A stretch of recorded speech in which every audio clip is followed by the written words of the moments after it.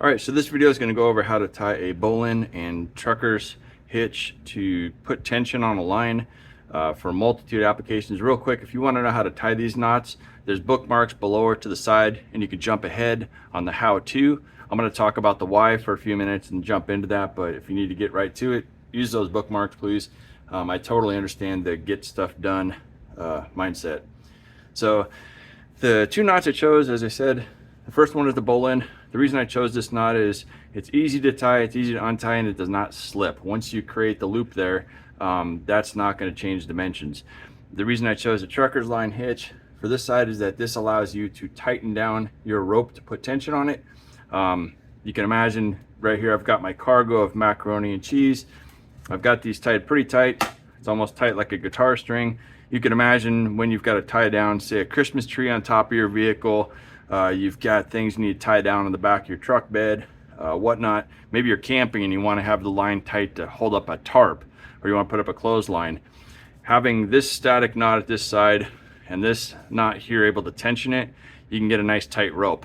Often when people are tying down cargo, in a vehicle or on top of a vehicle, you take the line back and forth, back and forth. This side's secure, but when you get to the end and they pull it tight and they try to put the knot in there, when they let go, sometimes there's some slack in there. Using this trucker's line hitch is going to allow you to really torque this thing down, and I'll show you in a second how we do that.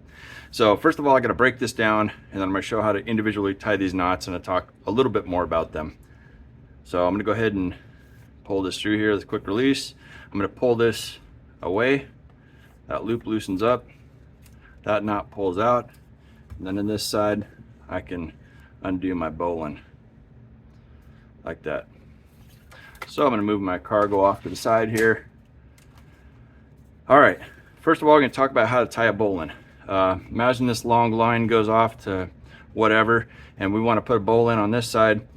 The first thing we want to do is put a loop in this standing end of the line. This goes back to whatever's not moving around. This is called the running end or the working end. I guess this is standing still. This stuff's moving around. I guess that's the reason. We've got our loop here now, and what we want to do is notice the standing line comes in on the bottom of this loop. We're going to put our end of the line in the side of the loop where this standing line is resting against. It's on the bottom, so I'm going to come up through the bottom with my loop. Through my loop, I'm going to go around the standing line and back down through, and that's the bowline. So you can see there how that line lays in there. We pull this tight, and that's what a bowline looks like. So the thing I remember is, however you want to create your loop towards the inside, whichever way you twist it is going to dictate which side your end goes in. This time it's on top, which means I'm going to go in through the top of the loop to go around this guy here and come back through the loop, just like that. That should look familiar to the knot we just tied. We just tied it backwards on the back side. Both these are the same knot. It's just different ways to tie it. So another way I learned when I was in Scouts growing up was, you've got that line again, your working line is on the bottom of the loop. You come around here. This is your tree, and this guy's a rabbit. This rabbit comes up through the hole, it runs around the tree, and it comes back down. Just like that. And you've got your bowline. You know, there's tips and tricks on how to remember to tie a knot. Whatever works for you works. It's helpful. So that is a bowline. The beauty again about this knot is it doesn't slip. If you needed to use this for a handle, it's not going to slide down on your knuckles. For any application where you don't need a loop to slip, this works great. If you were in a rescue situation, this is kind of an extreme situation, but the true one that could happen. If you need to throw a rope to someone, if they tie this bowline on it, or you tie it for them and lower it down, they can put their arms through this, get this up over their head around their chest. You can pull them up. They can have their full weight on this. This is not going to slide to the point where it comes down and it's really uncomfortable for them. That was something we were taught in Scouts. It hasn't happened yet where I needed to use that, but I could definitely see where that would be a good idea instead of using some kind of slipping knot that would, restrict around them. That would be bad. So that is the bowline. All right, so I'm going to get my bowline in place here so we can tie the trucker's hitch.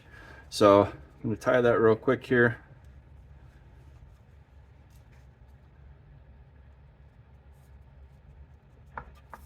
There's our bowline.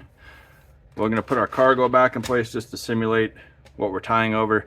We're going to come down here. Imagine maybe we've zigzagged back and forth and we're tying off to the end over all that cargo, and we need to tighten it now. So we want to put some tension in that line. So when we tie that knot and it's secure, it's tight.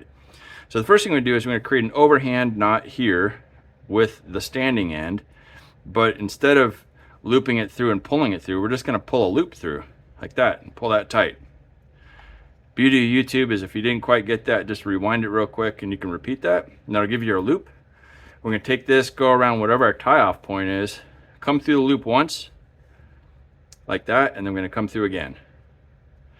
And at this point we can put tension on this system like that, pull it tight, and that's not going anywhere. This does not go anywhere if you do that second loop. That's something I learned recently and I really like that.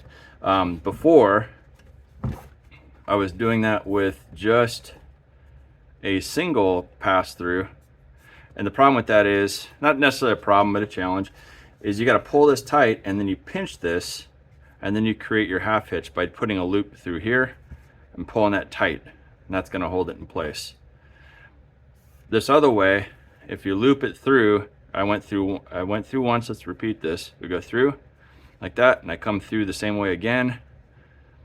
When you're tightening this, it's actually pulling on itself, so the tension you create here is actually holding that knot in place, and you can really pull down on this to get super tight line.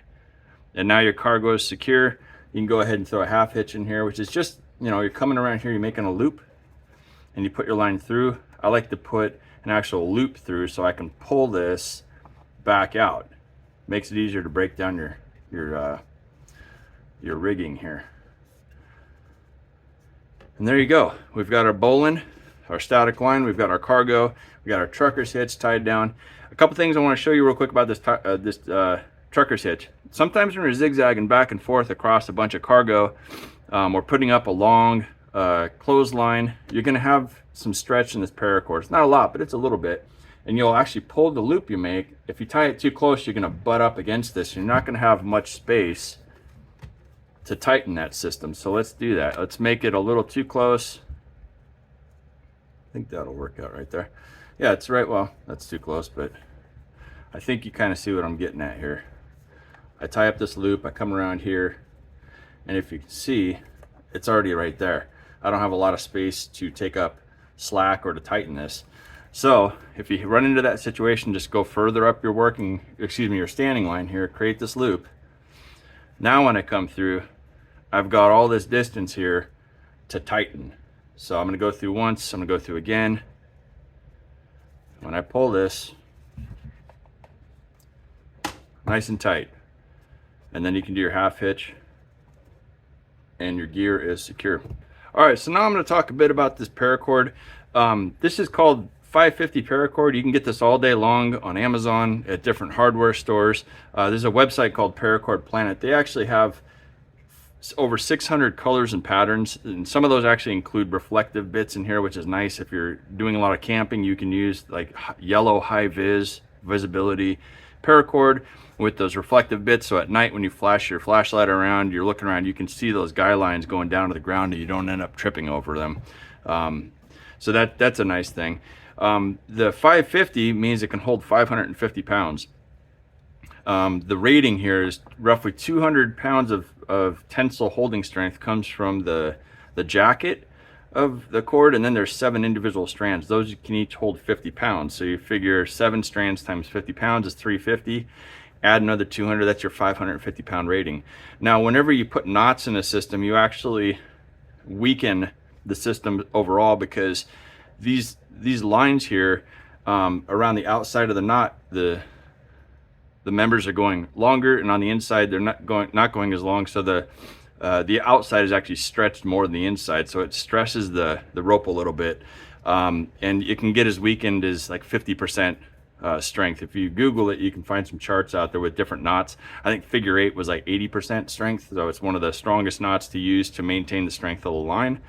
So that was an interesting bit. Another thing I wanted to show you is when you buy this cord, Paracord Planet, I think 100 feet is the cheapest I think it's 12 cents a foot. That's the cheapest rate, you know, without going to 500 foot or 1,000 foot. If you want to practice these knots, it's pretty cool to go, you know, pick up a 100-foot chunk, keep it in your truck, your car, your vehicle, your camping gear. It's definitely going to come in use sometime. And if you know how to tie these knots, it makes that rope much more useful to know how to use it. And you can practice at home. If you got a dining room table, just tie it between the legs there, and you can rig it up like this and get used to practicing these knots and understanding them, so when you do need them, you can use them. I did want to show you again, when you buy those longer pieces of cord, you might have to cut it down, and there's something you want to do when you cut these lines, and that is to burn the end. And I'll show you why here in a second. I'm going to get this untied, and I'm just going to snip off. Actually, it looks like that pulled through. I'm going to cut the end off here, and you're going to see the 7 strands in there and how this thing kind of frays. So I'm going to pinch it, cut it, so you can see there it's all frayed. If you were to leave it like this, these inner cords would pull in, this outer jacket would fray more. How we can take care of that, let me turn this fan off real quick over here.